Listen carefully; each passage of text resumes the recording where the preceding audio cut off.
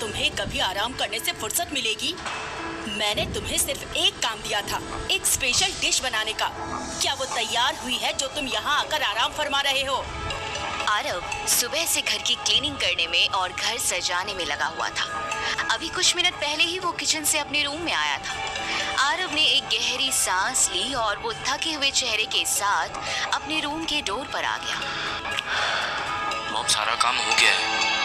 मैंने घर क्लीन कर दिया है, डेकोरेट करवा दिया है और आपकी बताई हुई स्पेशल डिश भी बना दी है। ठीक है, अब ज्यादा जबान मत लड़ाओ। जाके कुछ अच्छे कपड़े पहन के ढंग से रेडी हो जाओ और खाना सर्व करने तुम ही आना। आरव ने सहमति जताते हुए सिर हिला दिया।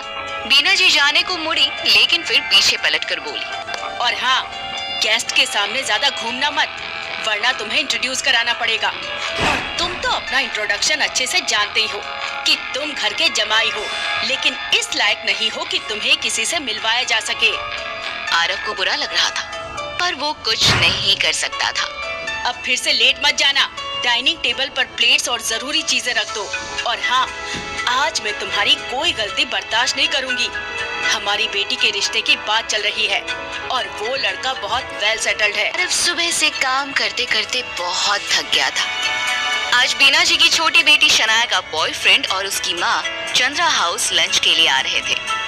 आरव घर के किसी नौकर से ज्यादा काम करता था और सैलरी के तौर पर उसे बेइज्जती और ताने मिलते थे, लेकिन आरव कभी किसी को पलटकर जवाब तक नहीं देता।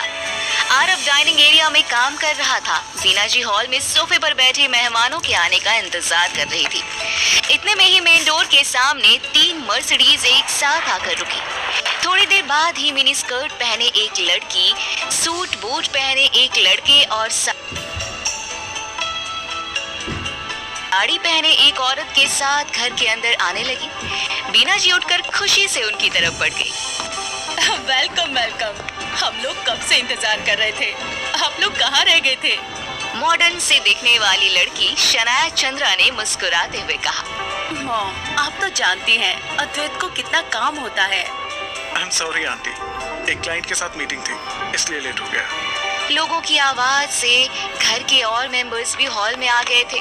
शनाया अपने बॉयफ्रेंड अद्वैत को एक एक करके सबसे इंट्रोड्यूस करवा रही थी। मेरी मॉम से तो तुम और डैड अभी यहाँ है नहीं, और ये मेरे भाई शिवम और भाभी तनुजा है। ये कुछ दिन के लिए हमारे साथ रहने आए हैं। अद्वैत ने कोई सवाल नहीं किया और एक छोटी सी बच्ची जो टेबल पर बैठी खाने का इंतजार कर रही थी, उसे देखकर पूछा, शिवम भाई की बेटी। इधर आरव स्टाफ के दूसरे लोगों के साथ अभी डाइनिंग टेबल पर खाना लगा रहा था। वो इस बात का ध्यान रख रहा था कि उससे कोई गलती ना हो, वरना उसे मेहमानों के सामने बेइज्जती सहनी पड़ेगी। आरव अद्वैत और उसकी माँ को खाना सर्व कर रहा था, तभी बीना जी ने आरव की तरफ आंखें दिखाई। आरव ने सब्जी का बोल कुक को दे दिया और खुद किचन में चला गया। कुक जब किचन में गया तो आरव से पूछने लगा, आरव जी, आपसे एक बात पूछें? आरव ने मसाले के डिब्बे ड्रॉअर में रखते हुए कहा, हाँ पूछो, क्या हुआ? आपने अभी मेहमानों को खुद सब्जी सर्व क्यों नहीं की? आरव कुछ देर शांत रहा, फिर बोला, एक्चुअली सासू माँ के एक्सप्रेशन देखकर मुझे समझ आ गया कि वहाँ मेरी कोई जरूरत नहीं है। आरव जी, हम पिछले 3 सालों से देख रहे हैं ये लोग आपके साथ कितना बुरा व्यवहार कर रहे हैं। आपसे पूरा दिन काम कराते हैं, लेकिन इज्जत देना तो दूर, ये लोग आप